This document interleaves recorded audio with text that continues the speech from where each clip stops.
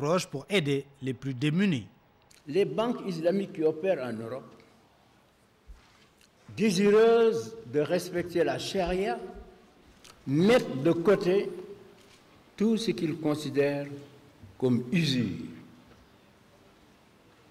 Elles opèrent selon les modèles charia, mais il se trouve que malheureusement ou heureusement, ces fonds connaissent toujours des excédents qui constituent de l'usure.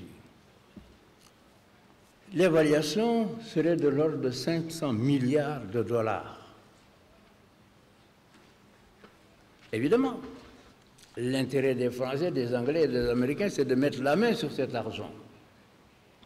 Et moi, je souhaite que cet argent, qui correspondrait à la riba, que ne veulent pas toucher les islamistes des banques islamiques, soit investi dans la lutte contre la pauvreté, dans la communauté islamique.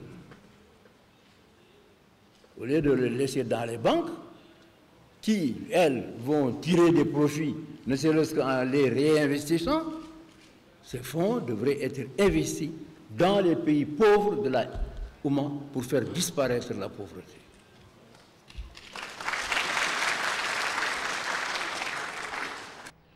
En terminant son propos, le chef d'État a félicité le président de la Banque islamique de développement pour son soutien constant, le ministre d'État, ministre de l'économie et des finances pour l'organisation de ce forum et enfin, il a sollicité la BID pour un appui dans le cadre de la réalisation de la Grande Muraille Verte. La signature du protocole d'accord, de même que la présentation du futur siège de l'Institut ont été le clou de cette manifestation de ce matin.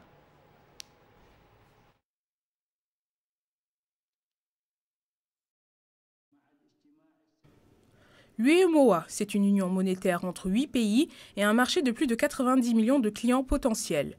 Pourquoi donc la finance islamique et les institutions financières islamiques sont-elles aussi peu présentes dans cette partie de l'Afrique qui compte une majorité de musulmans? Ce forum international sur la finance islamique est donc une opportunité de réfléchir sur cette question et surtout de promouvoir ce système financier. La finance islamique, qu'est-ce que c'est? C'est d'abord un compartiment de la finance éthique. Qu'est-ce que ça veut dire? Finalement, elle repose sur 5 principes qui sont aujourd'hui bien connus, l'interdiction de l'intérêt, l'interdiction des secteurs illicites. Ce qui, à mon sens, est le principe le plus important, c'est le partage des profits et des pertes. C'est-à-dire que les actionnaires et les déposants dans une entreprise bancaire partagent la rentabilité de la banque. Voilà, l'objectif de ce forum, c'était de créer une plateforme d'échange entre les experts de la finance islamique, les institutions de l'UEMOA et les acteurs économiques publics et privés pour faciliter le développement de la finance islamique dans notre sous-région et de capturer une partie des fonds de ce marché important à travers le monde. De nombreuses banques et institutions islamiques ont fait le déplacement pour rencontrer une clientèle potentielle et appuyer les banques locales. Nous sommes là également pour supporter des banques. Nous allons leur donner des lettres de crédit, des lettres de garantie, mettre en place des stratégies pour nous assurer que ces banques vont avoir les moyens nécessaires de conduire la mission de développement de la finance islamique en Afrique de l'Ouest. Of course, this is very important for our mandate. C'est très important pour la Banque islamique de développement de participer au développement du secteur privé en Afrique. Nous sommes donc présents pour nous assurer que la finance islamique soit mieux connue du secteur privé et public africain. Pendant 2 jours, ces participants, chefs religieux, banquiers et financiers, vont faire valoir l'attractivité de la zone UEMOA et pourquoi pas, selon le souhait du chef de l'État, faire de la finance islamique un instrument de lutte contre la pauvreté.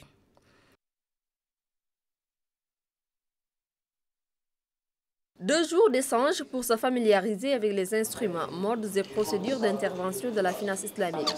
Les participants se sont penchés sur différentes thématiques portant sur le développement de banques et produits financiers islamiques dans l'UEMOA, le takafoul ou assurance islamique, les soukouk au marché des capitaux et l'expansion de la microfinance islamique. À la fin des travaux, ils ont formulé d'importantes recommandations parmi lesquelles le positionnement de la finance islamique en complément à la finance conventionnelle, la nécessité d'opérer des aménagements au niveau du cadre réglementaire et prudentiel des banques et des systèmes financiers décentralisés pour le rendre plus conforme à cette finance. L'ouverture de guichets islamiques au sein des banques conventionnelles ou des sociétés d'assurance et de guichets de refinancement au niveau de la Banque centrale. La nécessité d'étudier sérieusement l'émission par